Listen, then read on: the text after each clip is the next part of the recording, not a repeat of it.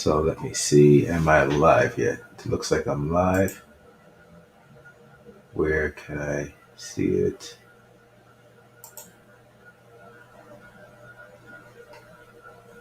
Okay, so it looks like I'm live, but I'm still looking for. I would like to see it. Okay, there we go. Okay. Um, Let me add the title. Why do that? Bear with me. I just trying to figure out how this all works. Um,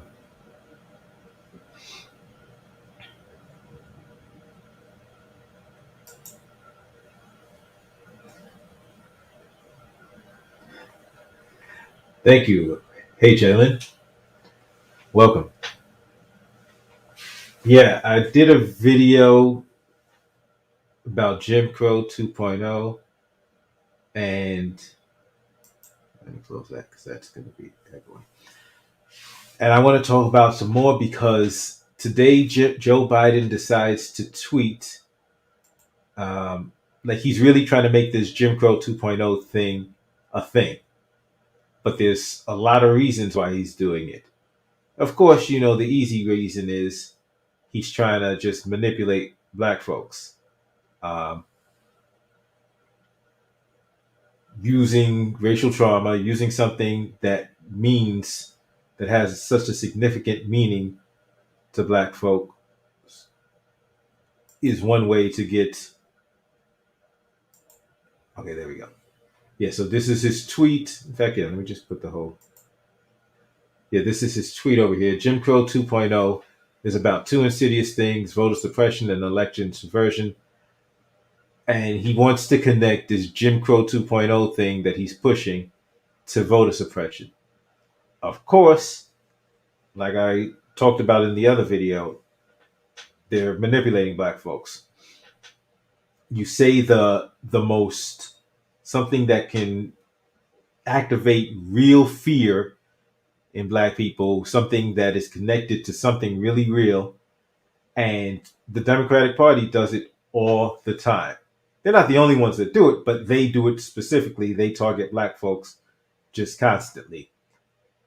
And this whole thing about this voting rights, it should be obvious to a bunch of people, but it doesn't seem. Yeah, bait and switch. That's exactly what it is. It's because they want black people to do their bidding, so they have to make it seem as if this is for your benefit, when in reality it's for the Democratic Party's benefit. This is not about black people. This is about the Democratic Party, and the the real reason, the real easy way to see this is because it's like, okay, let's fight for voting rights. Let's say they're telling the truth. Voting rights, the Republicans are trying to shut down voting rights. It's Jim Crow 2.0. We need to support the Democrats. We need to fight for voting rights. And then what? Because if the fight is to get voting rights, so black people support the Democrats, you know, get rid of the filibuster, get this legislation passed, the John Lewis Advancement Voting Rights Act and the Right to Vote Act. Get these two pieces of legislation passed, and then what? Because they're not saying that there's any purpose. They're just saying vote for Democrats so that you could get the voting rights passed. But then what? So if Democrats get voted for, get into power, what are the Democrats actually going to do with that power? What are they actually going to do for black folk? Like, is there anything else? Because right now, Democrats are in power. Criminal justice reform. And we should have known criminal justice reform was dead. Dropping my like. Thanks, Alpha. Yeah. Definitely. If you come in, please feel free to hit that like button.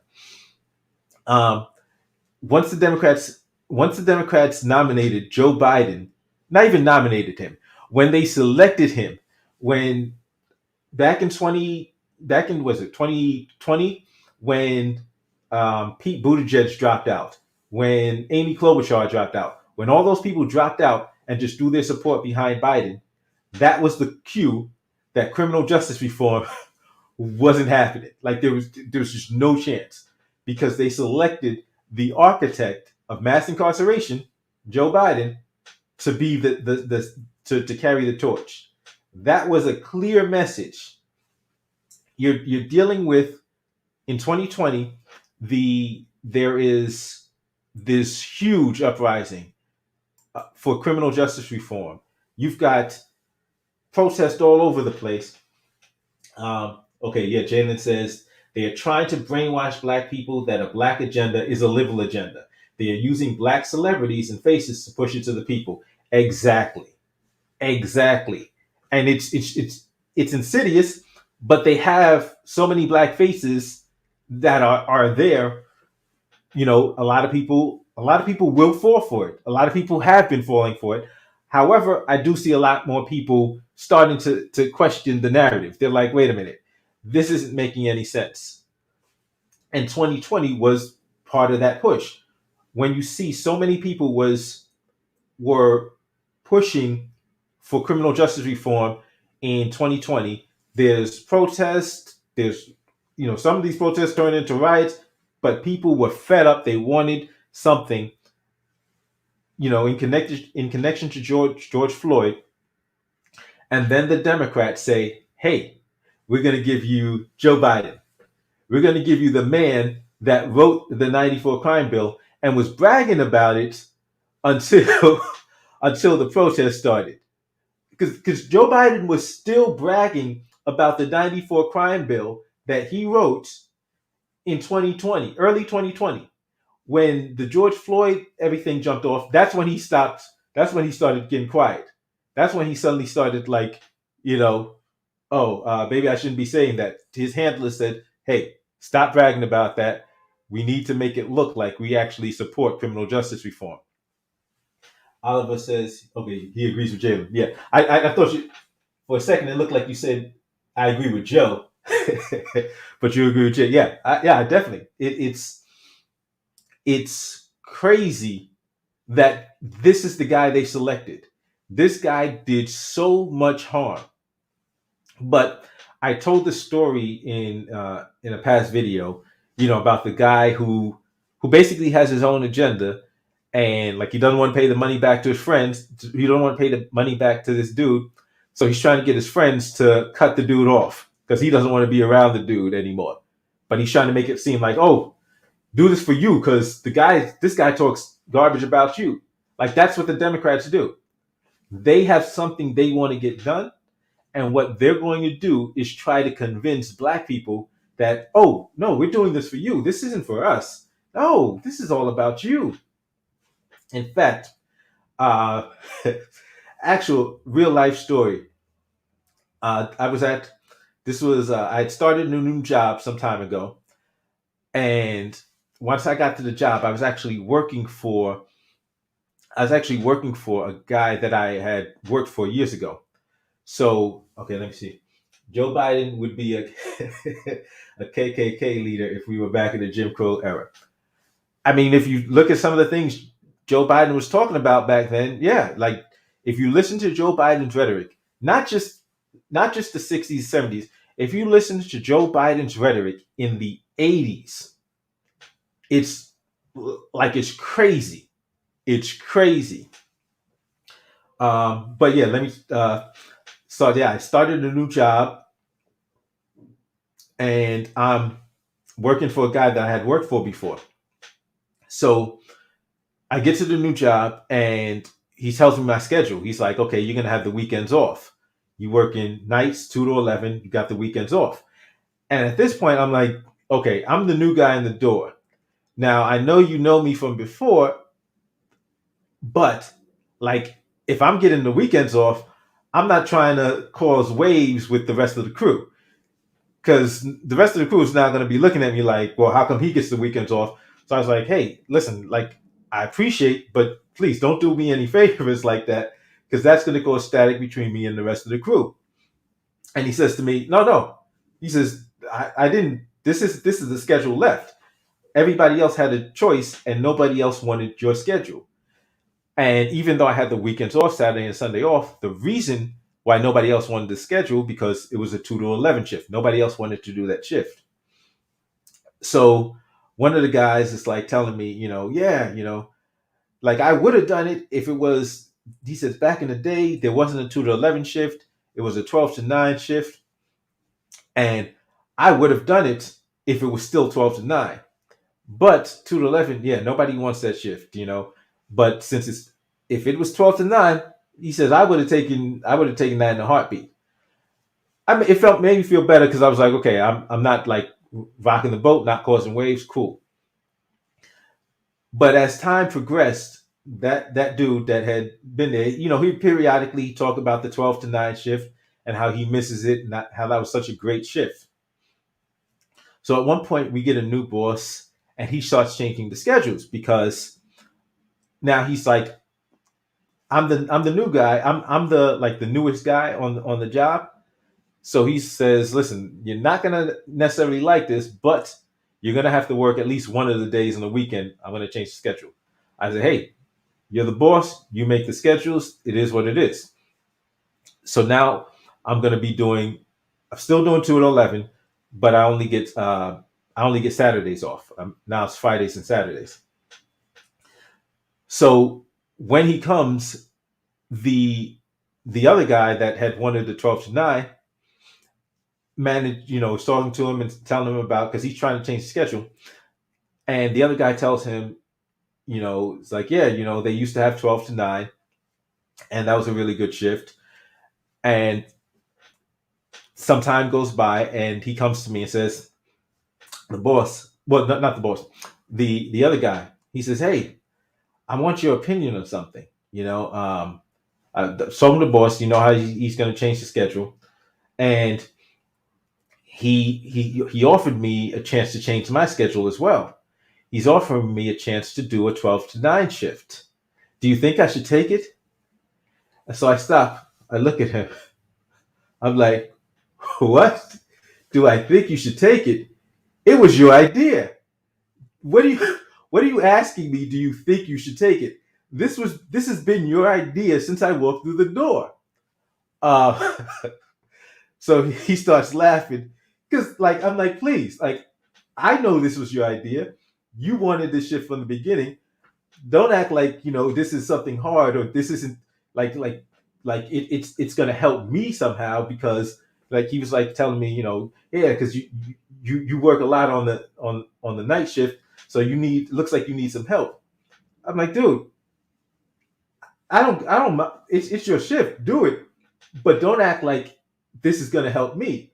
This is gonna help you. You've wanted this shift from the beginning. And that is that's what politicians do very well, but the Democrats do it to black people constantly, constantly, because this voting rights legislation, like if you look at how many pages is in this voting rights legislation, it's insane. Like this is not just making sure that people can get water on the line while they're waiting to vote. It doesn't take. In fact, I'm trying to think of it. I know some of this voting rights legislation has over 1,000 pages. The Um, John Lewis Advancement Act. How many pages is this? It's Let me pull it up. It's PDF. It's huge. This is not. There's so much stuff in this bill that they're not talking about. Um, that they but they will make it seem as if this is all about no, this is just to make sure that black people have the right to vote. No, they're trying to fundamentally change the entire wow. Yeah. This bill is huge. There's so much stuff in this bill, but they're sitting here telling us that it's just about no, we just want to protect black people's right to vote. They're not talking about how they're basically trying to control the elections nationwide so that it's completely in the Democrats' hand. Fact, okay, Jalen says it's virtue signaling for re-election of the midterms, and it's really going to be in full force with empty promises and VP Harris showing her ass when it's close to 2024. Yeah, they're definitely trying to. They're definitely trying to make a foothold for 2022. Because like right now, it's not looking good for the Democrats. Right now, it's not looking good for them at all. They're in some serious trouble. And it's funny though. I'm looking on Twitter. In fact, I will pull that back up. That there's a lot of people that see through the foolishness. Um, Let me go back to, of course. So Jeff Charles, if you know Jeff Charles, he's a writer on Red State. He's got his own YouTube channel, and he's been calling this out just relentlessly, as he should. One of the things he's talking about is he says, I can have a level of respect for people who argue that there are individual instances of voter suppression tactics. They don't know it, but I probably agree with at least some of it. But when they go to Jim Crow 2.0, they immediately lose me. Yeah, because it's clearly just nonsense. They're clearly just trying to gaslight black folks. Um, I didn't see the street. He says now microaggressions are Jim Crow 2.0, y'all. Making ignorant comments is just as bad as segregating by skin color and denying black folks the right to vote. Yeah, they're really going overboard with this, and they're trying to make this real. They're trying to make this stick. So the Democrats definitely are trying to make this stick because to they want to get the votes, and they're trying to basically manipulate black people. Biden wants the same thing, but Biden wants this for another reason. There's another reason why Biden wants this. And now, if you look at what Laverne Spicer said, she's hinting on it. She says, as of now, over 20 to 30% of the DC black population will no longer. Okay, so she's talking about the mandates.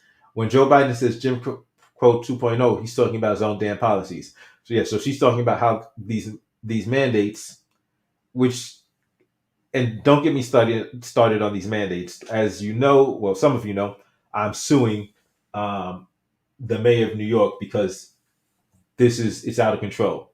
Um, but there's a lot of there's a lot of nonsense behind why there's a very real reason why he's behind, and he wants Jim Crow 2.0 to catch on. Joe Biden has, like, he's not slick. There's some people who see it and some people who know exactly what he's up to, because he's trying to make sure that Jim Crow 2.0 is linked to this voting rights issue. And the reason why, have you ever heard of the new Jim Crow? Okay, let's just go right here.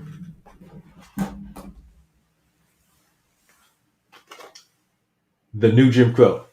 That's why Joe Biden wants everybody to start using this Jim Crow 2.0. Because the new Jim Crow, Michelle Alexander, she wrote the book. She's talking about the criminal justice travesties of the 80s and 90s. And she talks about the 94 crime bill. And at the time, she specifically mentions, Bill Clinton and his role in it. But the 94 crime bill, even though it was voted on by Congress, even though it was signed into law by Bill Clinton and he championed it, the 94 crime bill, the VCC-LEA, Violent Crime Control Law Enforcement Act, was written by Joe Biden. And Joe Biden considers that, there's an interview of him with, I think, an NBC reporter, and he's bragging about it. He's like, yeah, I wrote that. And he doesn't even realize that the NBC reporter is asking about it because they're like, yeah, that's, you did a lot of damage, particularly to the black community. And he's like, yeah, I wrote that. I'm like, dude, read the room. but he wants to make sure that people stop thinking about the new Jim Crow in relation to his policies. So even before the 94 crime control 94 crime bill, there was another there's a bunch of legislation he passed, but one of the biggest pieces was the 86 Anti-Drug Abuse Act. 1986 Anti-Drug Abuse Act. And this was such a horrible piece of legislation because it went to super extremes. So, and I'm going to try to, if you got, because of the 86 anti drug abuse act, if you got caught with cocaine, if you got caught with, I think it's 500 grams of cocaine, I think it's 500 grams of cocaine, you got a 5-year mandatory minimum. So for 500 grams of cocaine, powder cocaine, you were given a 5-year mandatory minimum. Under the 86 Anti-Drug Abuse Act, if you got caught with 5 grams of crack cocaine, you got that same 5-year mandatory minimum. They treated 5 grams of crack cocaine as being equal to 500 grams of powder cocaine. And do you know who they charged with crack cocaine? Of course. They just tore through black communities. Tore through black communities, snatching up young black men and tossing them in with football numbers.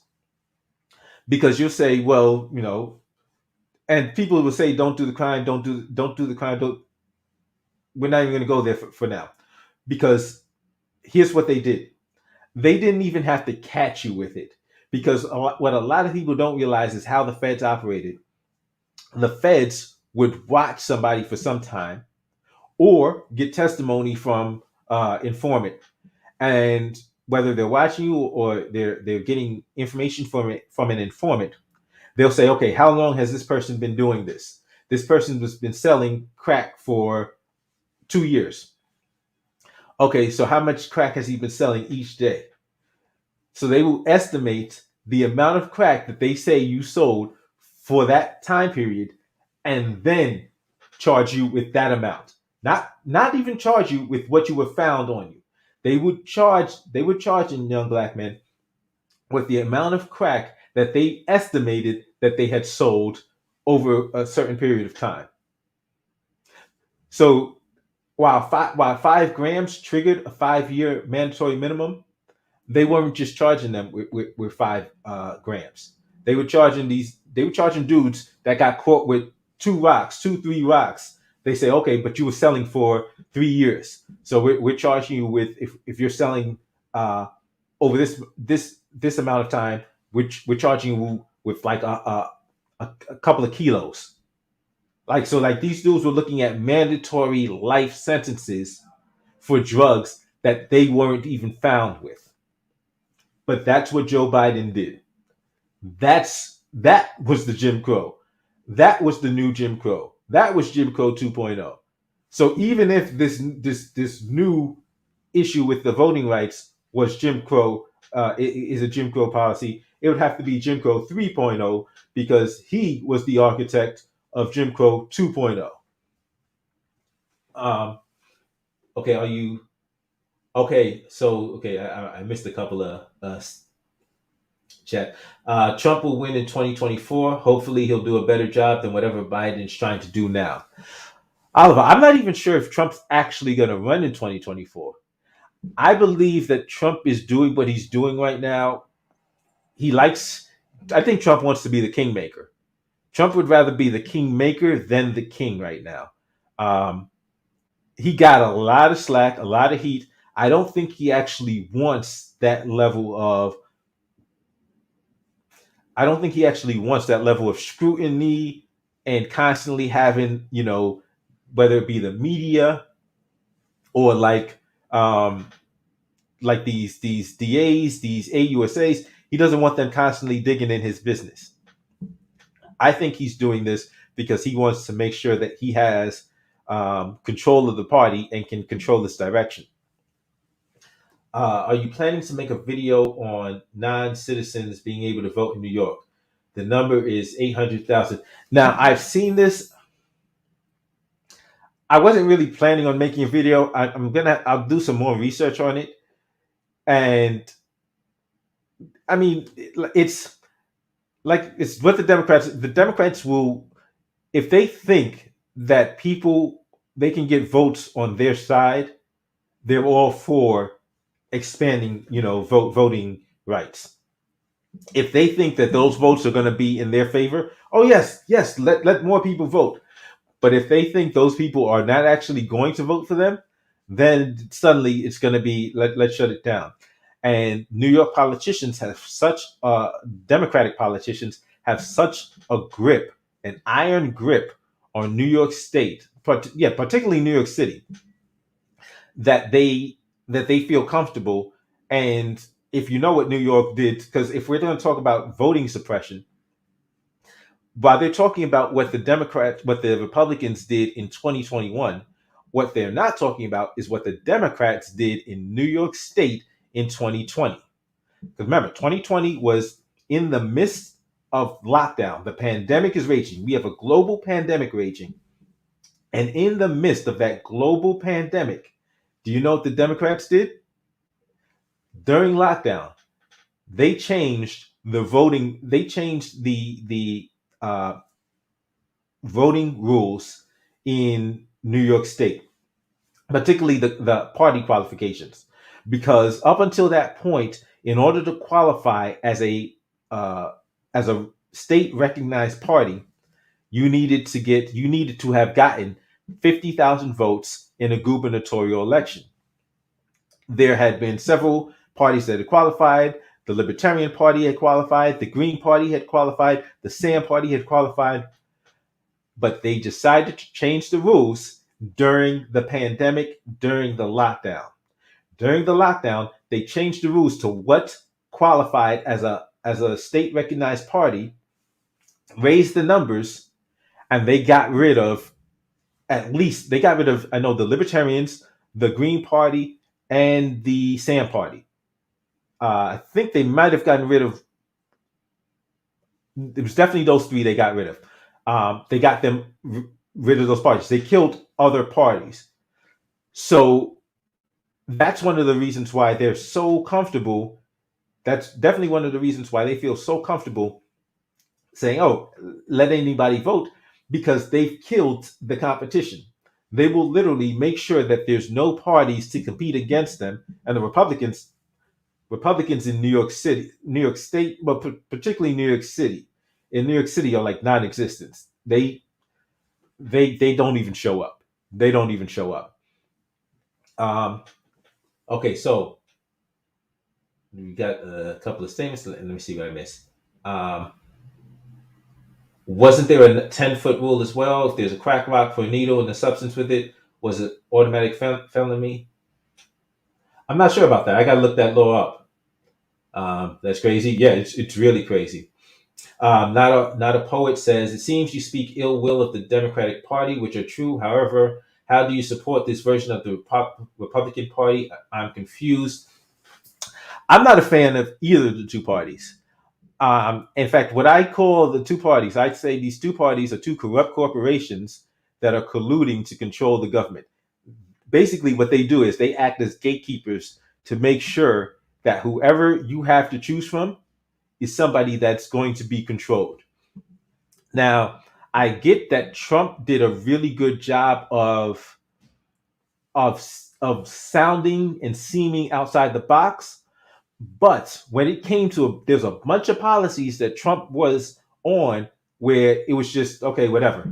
He just went with whatever they wanted because Trump didn't. There's a bunch of stuff Trump didn't care about, and like even if you take a look at the with the pandemic, um, Fauci had wanted to get what's it called? There's this type of research, gain of function research, that Obama had shut down, I think in 2014. But Trump Trump was focused on the money, and hey, and that there was some benefits of that. Lower taxes, getting rid of the Obamacare, that individual mandate. I hated that individual mandate. Man, I hated that individual mandate. But Trump didn't Trump didn't give a damn about gain of function research. So when Fauci came to him, it's like, hey, yeah, you just sign this. Trump just goes, okay, I'll sign off on anything. And in 2017, Trump reinstated gain of function research. Um, and we're not going to talk about what gain of function research led to. We're not going to talk about that. We're not going to talk about that. YouTube has issues when people talk about that. So we're not going to talk about that. But a lot of people felt gain of function was dangerous. It got reinstated in 2017. And but the point is that I agree that the I'm not going to sit here and cheerlead for the Republican Party. I'm not going to do that.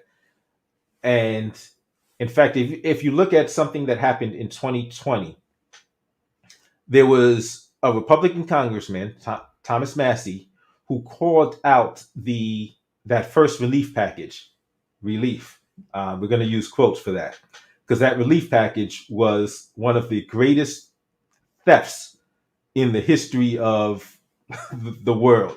Like it was just an armed robbery of the people of the country. And there was one congressman who was like just loudly calling it out. And because they wanted to do like this secret vote, basically, where nobody was on the record. And he said, no, everybody got to come inside and go on the record on what their position is. He got attacked by both sides. And there were two prominent people that came out and attacked him. John Kerry was one of the people. Donald Trump was the other.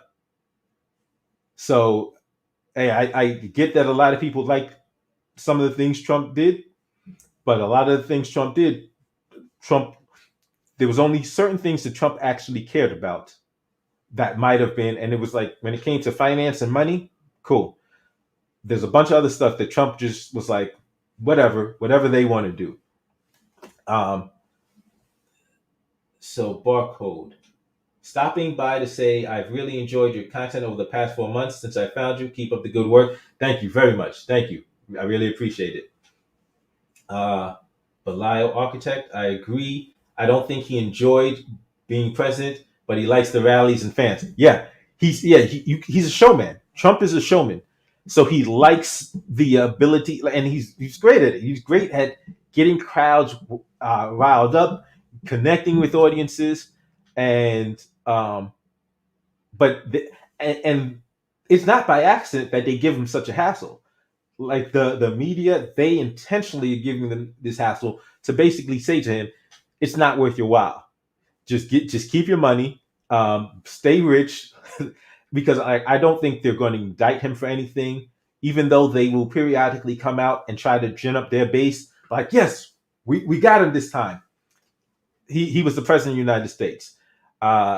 Just on that basis alone, I don't think the government is actually willing to indict and convict a sitting president of something. So they will do this as part of theater, like what Letitia James is doing. Letitia James is shoring up her resume. I don't think she's actually going to wind up doing anything to Trump. I think she's just making it look good and trying to gin up her resume so that when she does one, because this year she basically got the message that no, you're not getting the governorship. We're not giving it to you. So she's like, okay, let me go back to the drawing board. Let me get some more political cred, get my political cred up, and then I'll come back maybe in 4 years and see if I can get it. Always making quality content. Thank you, Oliver. Thank you, Jalen. That's the reason why the Democrats want to make DC and Puerto Rico as new states. If the Democrats make DC and Puerto Rico new states, they get more senators. They get more senators, and then like they don't actually get like it's a wrap. It's just they don't need to worry about they have no opposition anymore. they get new senators, and like it's like automatic wins. And it's interesting because DC actually instituted in prison voting, in prison voting, and I understand why Democrats did that because there's states all over the union that they won't do it in. They did it in DC because they're trying to make DC a statehood and give it some senators so that now they can control the country totally. They have no interest in letting prisoners vote because right now, other than DC, the only other two states are is it Vermont and Rhode Island? I think it's yeah, I think it's Rhode Island and Vermont. Vermont and are the two states that allow prisoners to vote. Massachusetts used to allow prisoners to vote, but prisoners actually formed a political action committee against the states. The state had a was selling giving contracts like the telephone contract to somebody who was politically connected to the governor, and so the the prisoners form a political action committee, and the governor said, "Okay, we're going to stop that and cut off prisoners' right to vote." Yeah, it's it's not about justice. It's not about justice. But this whole Jim Crow 2.0 that Biden is trying to push, he wants people to forget about all the stuff he did. And not just he wants them to forget about it. He's that because that label exists. That label exists. This book exists. The new Jim Crow. And it irks him. It irks him to his soul. So he wants to make sure that like he's trying to get people to stop associating the new Jim Crow with his policies and all this legislation, this horrible all this horrible criminal justice legislation that he passed, that he authored, that he pushed for, and make it look like it's something else. Because in fact, there was I think it was 1988, Joe Biden gets on national television and he makes a speech to the nation. He makes a speech after George Bush Sr. had given a speech about what he's going to do with the drug war. And in his speech, Joe Biden criticizes George Bush Sr. for not being tough enough on crime. That's right. This Democratic president criticized George Bush Sr. for not being tough enough on crime, for not going hard enough on the war on drugs. And he gave this speech a year after his son was arrested, I think in Jersey, Atlantic City, with for drug possession. A year after this, and in his speech he says, we need to hold drug users accountable because without drug users, there'd be no market for this. But his son never held accountable.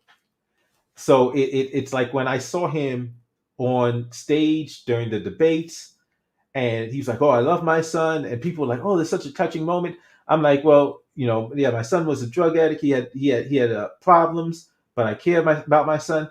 I'm like, "Yeah, our loved ones could use that compassion too."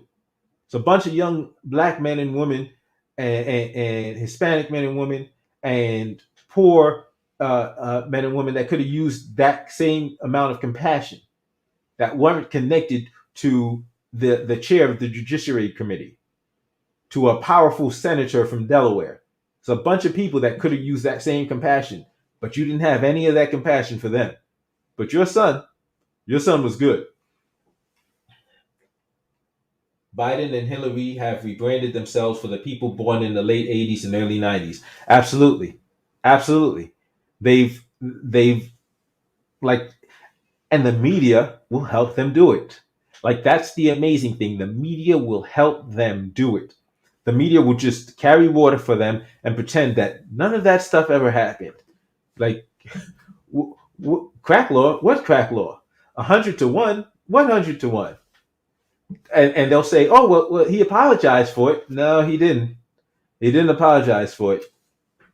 There's a video of him sitting with some young black woman, and they question him on this, and he starts to say, "I regret." He says, "I regret that."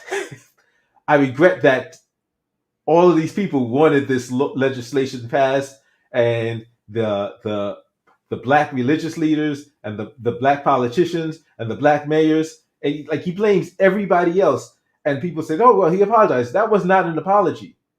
That was not like when Trump did that kind of stuff. They would say, "Oh, Trump's not an apology." He gave the same type of an answer, and they tried to pretend that was an apology. That was not an apology.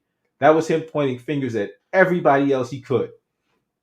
And but that's what Joe Biden does, and it's amazing how the media will just carry water for him, because that's their job. Their job is to sell the lie. His job is to tell their lie, is to tell the lie. Their job is to sell the lie. And then, as it was talked about earlier, you've got these black celebrities, you've got these black pundits that are put into place to pretend that, oh yeah, this is for us. But once again, ask the question. Okay, voting rights is such an issue that's going to help black people. So we get voting rights, and then what? And then who do we vote for? Who do we vote for? Because if we get voting rights, vote for the Democrats. What do the Democrats do for us? And if we don't have an answer of what we want the Democrats to do for us,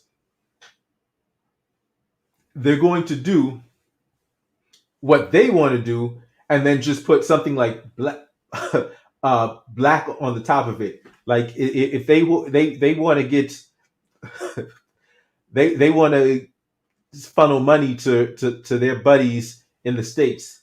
They'll say, "Oh yeah, a black investment program," but we're not going to give it directly to black people. We're going to give this money to select people, select corporations, and they'll help black people with this money. It's like, wait a minute, like no, this isn't about black people at all. This is about you funneling taxpayer money to the corporations that are that are your biggest donors. Like this has nothing to do with black. You put the title black on the legislation as if we're just supposed to go for this. We're just supposed to believe anything. Opioid and crack. What's the difference? One is common in the suburbs, the other was in the inner city, and the racial makeup is drastically different. Absolutely. Absolutely. The way they treat the opioid crisis as a health issue, it's a health crisis, versus the way they treated the crack epidemic. This is a criminal, these violent thugs. We need to stop them. We need to get them off the streets. We don't care how they got that way. We don't care why they're selling drugs. We need to get them off the streets for good. They're violent. They're thugs. They're gonna and like Joe Biden, actually, there's speeches of him. There's video of him on the Senate floor giving speeches like this. Well, yeah, they'll come after my son, my daughter, my wife. Like we've got to do something about these thugs. Like it's a completely different mindset, a completely different approach, a completely different type of rhetoric when they're dealing with something like crack that affects the inner city, versus when they're dealing with opioids that affect a bunch of young white kids. And it's just completely different approaches. But there's that's why I look at these so-called black leaders, and a bunch of them aren't actually working for the black community. They're working for the Democratic Party. They're shills. They're shills. They will just uh, Mark Lamont Hill and their news work are the main ones pushing the liberal agenda as a black agenda. The BLM organizations is an example of what you're talking about. Yeah, it's crazy because they will carry water, run interference for the Democratic Party. The Democratic Party will say something, and if you criticize it, you will have these selected black leaders that will jump out in front, like, yeah, this is what it is, And if you don't agree with it, then you're not black. Like you have Nicole Hannah Jones talking about the difference between being racially black and politically black. And this is the woman who's talking about we shouldn't parents don't have a say in what their kids are taught. What? What? It's absolute insanity. Absolute insanity. But there are people that actually see what they're doing, and are calling them out. And that's one of the great things about social media, where there are people that we're able to get our message out there much more effectively than when you only had traditional media. Because when you only had traditional media, they could completely control the narrative. They could completely control what message got, publicized and what couldn't. And they don't like it. They don't like that social media exists. They will try to use it for their own benefit. But if we are managing to get messages out there and counteract the lies that the establishment is telling, they get pissed. They get really upset, and they'll try to shut us down. That's when they'll start talking about, oh, misinformation. We need to do something. We need to stop these these lies, and they'll claim that some foreign government is behind them. It's really crazy. So Tim Scott, trying to see, because I'm trying to find, there's some specific people that had interesting things to say about Joe Biden's.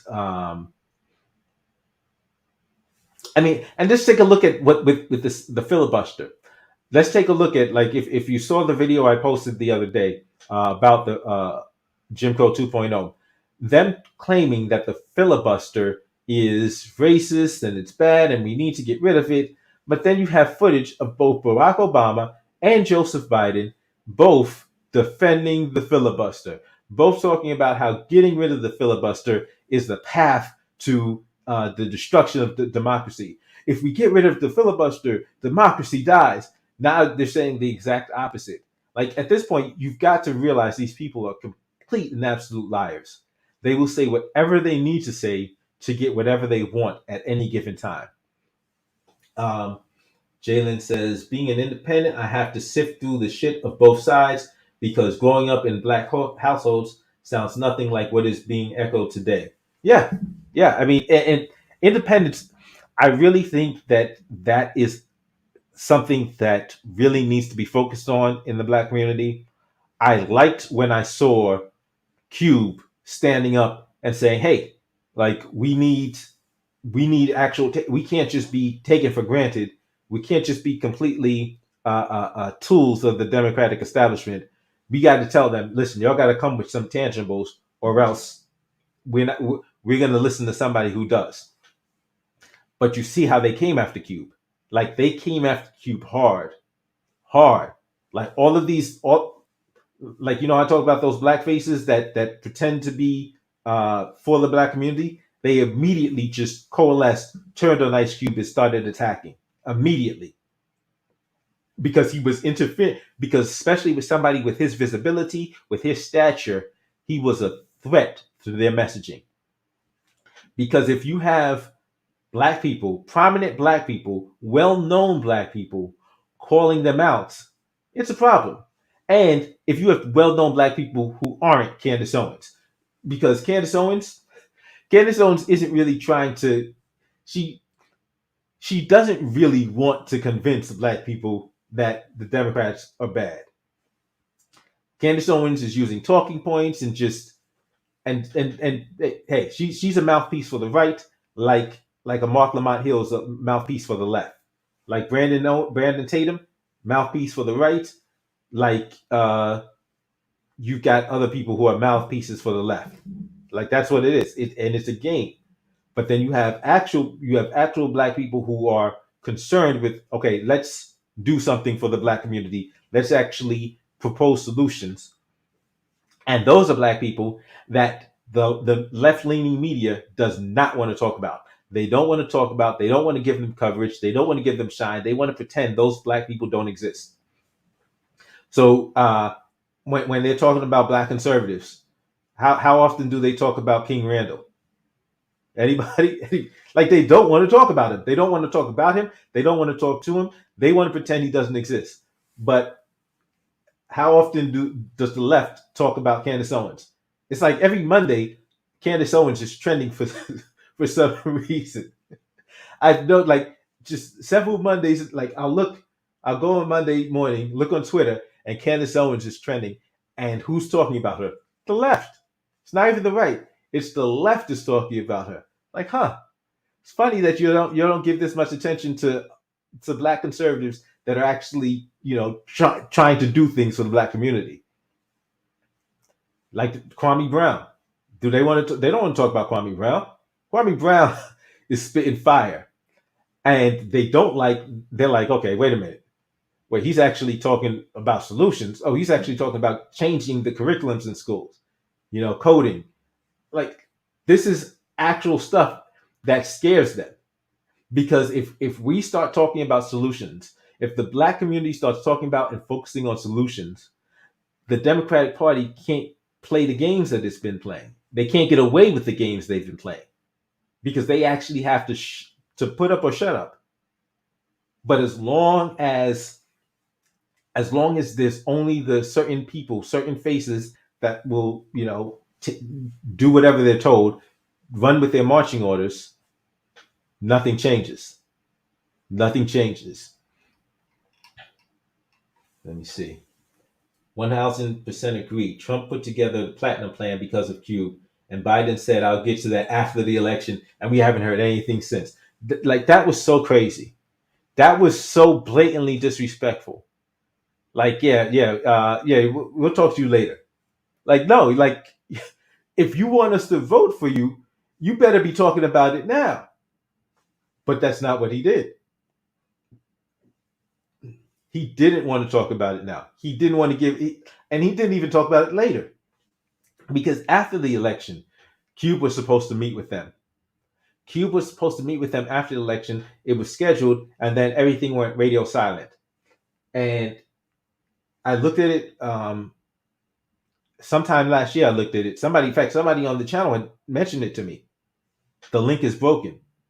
It's like they just whatever they told Cube, whatever kind of like they just said, listen, stay out of this. Like they must have really, like I get the impression that they seriously threatened him and like said like we can make your life very difficult, whatever. Like they came hard at him because Cube just like backed up, left it alone. Whatever they said to him, they made Cube just backed up off of it. But we can't like I believe it was in part that people that there was enough people that were or that seemed to be regular people that were running with the nonsense, that were running with these fake narratives. Oh, Cube, you're a Trump supporter. Why are you supporting Trump? When did he say that? He didn't. He said, give us actual tangibles. Like there's nothing about that is irrational or unreasonable. Nothing about give us actual solutions is unreasonable. Not a thing. Not a thing about telling anybody, any politician that wants our vote to come up with something tangible is unreasonable. But they tried to make him look like, oh, he's a Trump supporter. My issue with Trump and the Platinum Plan was during the debates, they asked him. In fact, I think it was what's his name that used to be with Fox, the one that just recently retired, well, left Fox. He had asked Trump. He says, "Okay, so what's your plan for the black community?" And Trump starts off talking about how horrible Joe Biden's record on criminal justice was, which is it was. But then he spent the rest of his time, the rest of his like 2 minutes, praising the cops. Not once did he mention the Platinum Plan. In fact, All his debates, not once did he mention the platinum plan. Not in any all of his debates I watched, all of the presidential debates, he never once mentioned the platinum plan. And it's like what? Like if you actually wanted to, there was no reason to consider it, to put it up forward, and then not discuss it, especially when you're specifically asked about what your plans are for the black community, and you say nothing about the platinum plan. Like he had the opportunity, and he just wanted to make it go away, to discuss that. But it's if we actually want, like, the I don't think the Democratic Party is ever going to do right by black people. I don't think it ever will. They've done too much dirt, and they're too willing, and they've demonstrated themselves as too willing to to use some of the most vile, manipulation. Because, like, exploiting racial trauma, especially to the extent that they do it, like, that's some real sadistic. That's just real. That's being real sadistic, and especially because that's taking somebody that is suffering from something very real, that has a real fear, and then using that fear to just get them to do what you want. That's like some real diabolical, real scumbag. That's a scumbag move. Just And it's why I have such disgust for the Democratic Party, because of how easily they do that. They do it so easily and so constantly that they'll just it's reflexively. They're just, oh, let's exploit racial trauma. And that's what Biden's doing right now with his whole Jim Crow 2.0. This is a tactic. It's their tactic. We have to convince black people that their safety is on the line to get them to just do what we want them to do. And that's literally what it is. Because, like, there's literal violence connected with Jim Crow 1.0. And so by using this language, they're really trying to make us afraid for our safety. They want us afraid for our lives, so that, because when fight or flight, when you're afraid, when you're like, when fear grips you, rationality is, I just got to do something. I got to run. I got to, yeah. It's a reaction, and they're using that. They're using it on purpose. Um, it's But, like, that's why, like, I'm tweeting. In fact, I tweeted because I wanted to make sure that Biden knows I'm not falling for the nonsense. And as long as that's why I did, that's why I'm doing this video, because as long as let me see, as long as I'm here, I want to make sure he knows I'm going to make sure I use my platform to. Okay, wait. Okay, there we go. I'm going to make sure I use my platform to spotlight. Like, no, you were the author of Jim Crow 2.0. Stop trying to make it look like it was something else. You did that. You have the horrible criminal justice record. Jim Crow 2.0 was a horrible criminal justice legislation you wrote in the 80s and 90s. Now you're trying to erase that from people's memories. Pepperidge Farm members. Um, and it was more than just the 86 Anti-Drug Abuse Act. It was more than just the 94 crime bill. The 84 Sentencing Reform Act was another piece of legislation where he got rid of the federal parole system. He got rid of the federal parole system and changed the sentencing, the amount of by the way, that should, let me pull myself. I need to get back on the screen. Um, that should let you see just how, like, this was none of this was by accident. Okay, because in 84, what he does is he gets rid of federal parole. 1984, he gets rid of federal parole, changes the sentencing scheme because before 1984, federal prisoners were doing 65% of their time. They could get parole. He changes it so that now uh, federal prisoners gets rid of parole, and federal prisoners now have to do at least 85% of their time. And then he starts making a whole bunch of legislation that targets federal legislation that targets black people. None of that was accidental. None of that was by accident. None of that was just a coincidence. It was a specific targeting, a specific plan to wreak havoc on the black community.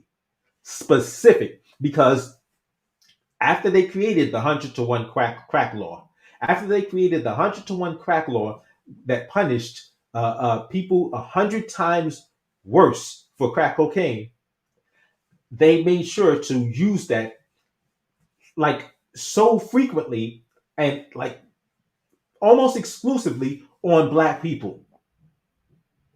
So they're getting these young black dudes, locking them up, charging them with crack. They would actually use the crack law. They would actually charge young black men with crack, even if they didn't have crack. Let me tell you, because I talked about how they would estimate amounts. If they caught a young black man with powder cocaine in his house, but he had baking soda also in his house, oh, he was gonna make crack. They would literally use that to say, oh, he was gonna make crack.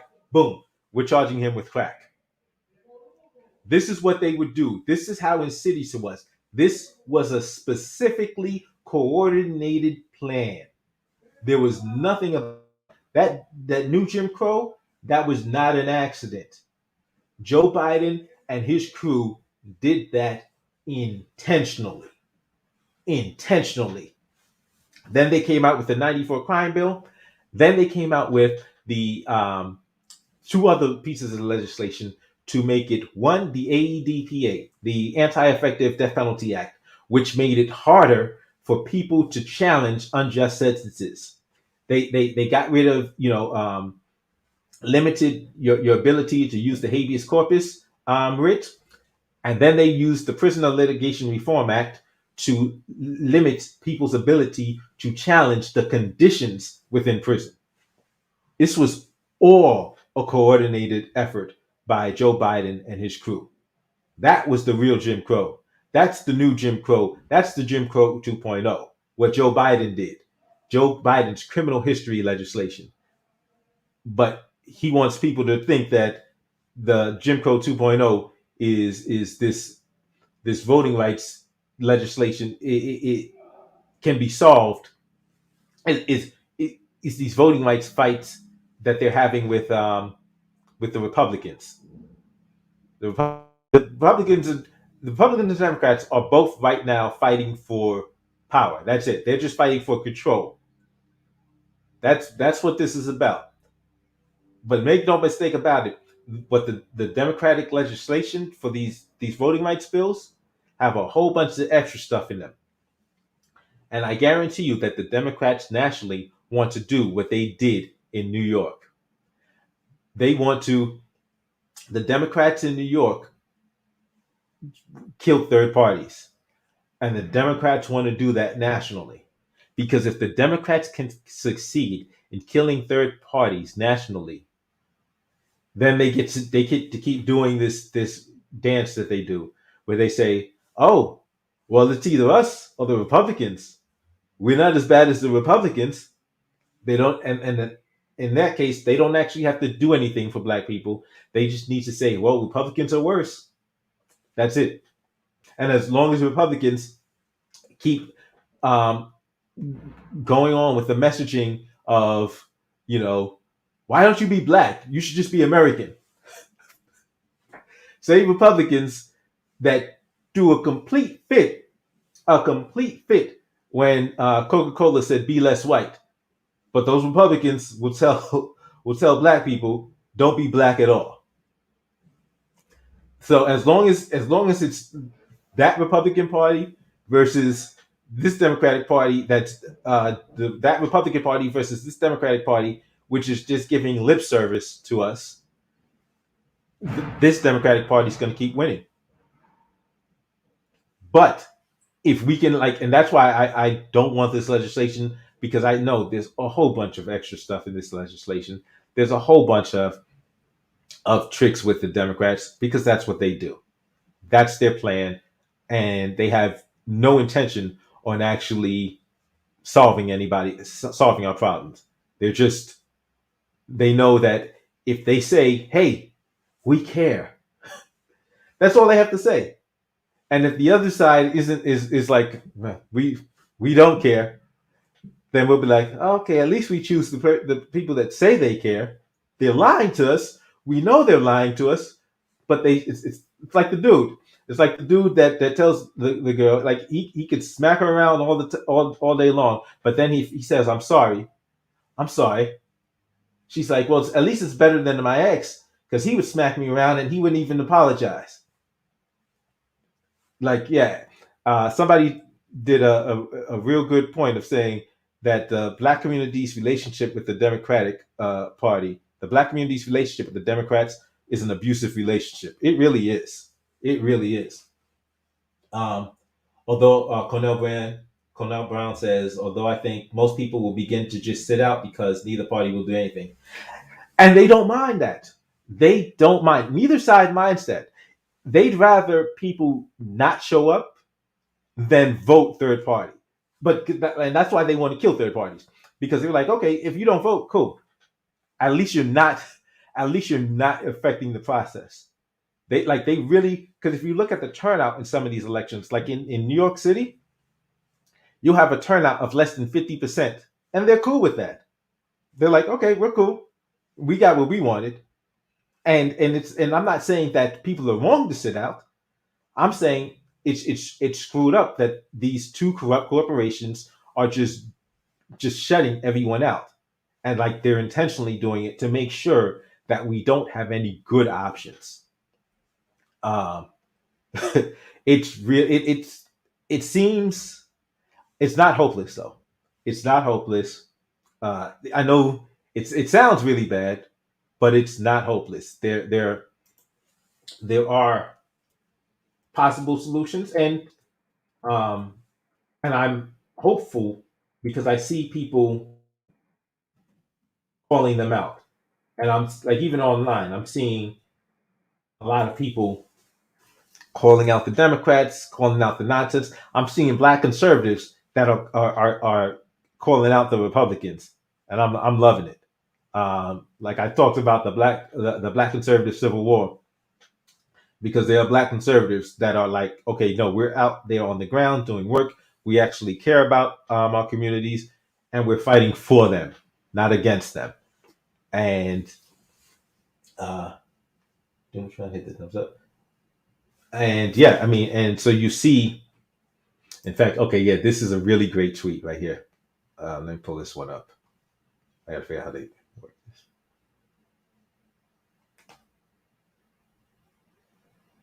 Okay, oh, 1 second. Okay, there we go. So I really hate the Democrats. Jim Crow 2.0. Are you serious? They really think we're imbeciles. I imagine the convo went like this. Let's call it a term the blacks know to get them to rally behind it while providing none of the tangibles we promise. Exactly. Exactly. Because there's so many people that just see and at this point, it's kind of hard not to see it. At this point, like we have to like really be trying not to see it, not to see it. And there's some of us that don't want to see it because it can get depressing. There's some of us who are like, I'll just hope for the best. I'll just go into the voting booth, uh, fill in D down the line, and just hope for the best. Because some people feel hopeless, and some people, and like Cornell says, a bunch of people just won't show up. But it's I'm really encouraged that a lot of people see the nonsense that these that they're doing, that the Democratic Party is up to. A lot of people see through it, and these aren't even necessarily just people that are Republicans. These are people that like independents, people that are conservatives but don't identify as Republicans because they see the nonsense that the Republican Party is up to. And Cornell says it really just goes to show how diabolical they are. I'm actually really glad. I'm actually very glad they've done this because people won't be able to deny it anymore. Yeah, exactly. Yeah, you're right. I like them showing their true face, showing their true colors, because now we can just point to like, look, this is what they really are. This is what they're really doing. And particularly when it's coming to this voting rights, it's obvious that we can now say to we can show the people, look what they're doing. Like they're saying, oh, black people need to fight for voting rights legislation, and then what? And then nothing, because they already the Democrats control the White House and both houses of Congress. And what are they doing for black people? Not a damn thing. Not a damn thing. But vote for them. We got to fight for voting rights. Like voting rights is good, well and good, but that helps y'all. If y'all aren't actually going to do anything once y'all get into power, how does that help us? It's crazy. It really is crazy. And there was another. In fact, I want to find because somebody else don't have to switch. There was a bunch of people that were calling out this language because they saw it for the nonsense it is. A lot of people who see that, yeah, Biden is on some nonsense, and he's basically he's trying to cover up what he did. He's trying to cover up his own actions in wreaking havoc on the black community. Like that's what he really wants to do. He wants to make sure nobody remembers. Oh yeah, like okay, here let me pull up this tweet. Um, this tweet.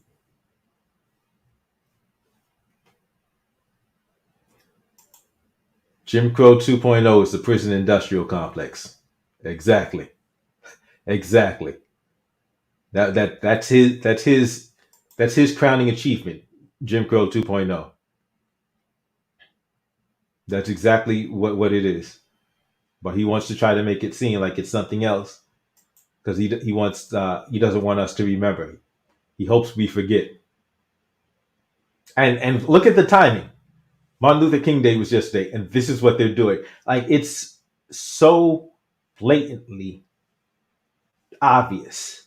Like they this is their messaging of trying to exploit, and they're using Martin Luther King Jr.